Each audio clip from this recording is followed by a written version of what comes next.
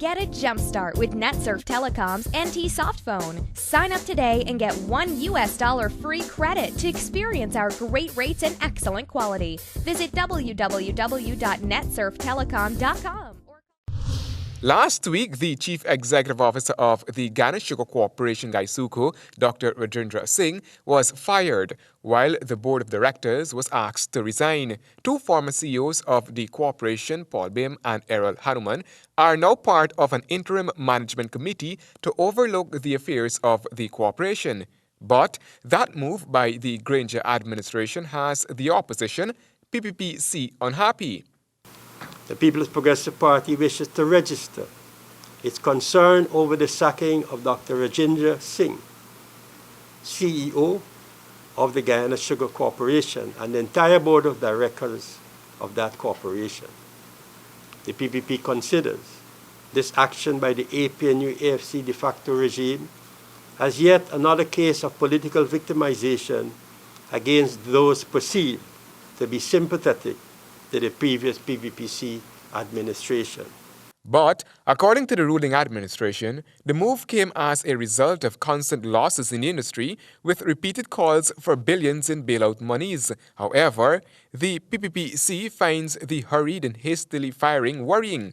The firing speaks of an ominous intention on the part of the Granger government, according to the General Secretary of the PPPC, Clement Roy. Roy is also of the view that it's a dangerous precedent which should be denounced by all fair-minded individuals and groups. The PPP condemns the selective sacking of our professionals and wish to state categorically that we will not sit passively by and allow such dismissals to continue against office holders simply because of their ethnicity or perceived political persuasion. Meanwhile, recently, with instructions from President David Granger, Minister of State in his capacity as General Secretary of the Partnership for National Unity, APNU, Joseph Harmon, wrote formally requesting the opposition to consider joining the government of national unity. On Monday, the PPP confirmed receipt of the letter. We have received a letter from Mr. Harmon from the APNU party. We've not received a letter from the government. And as a political party, we are soon to respond to that letter. It seems to us, when we talk about inclusionary or national unity, in the letter they're talking mainly about parliament, not about government. On the other hand, the PPPC has not provided its list of parliamentarians to the Ghana Elections Commission. And while they have not done so, the Parliament Office moved ahead with the hosting of a workshop for new parliamentarians to have an understanding of the business of the House. I would want to believe that when we name our people, the workshops would have to be held for those new ones. Yes, of course.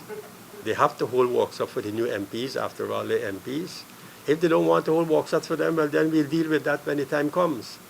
But, in all fairness, it doesn't mean to say that because you held workshops for one set, you shouldn't hold workshops for us. What's the problem? The PPPC has been repeatedly called upon to submit its list of parliamentarians, but the party maintains that it is still in its consultative process.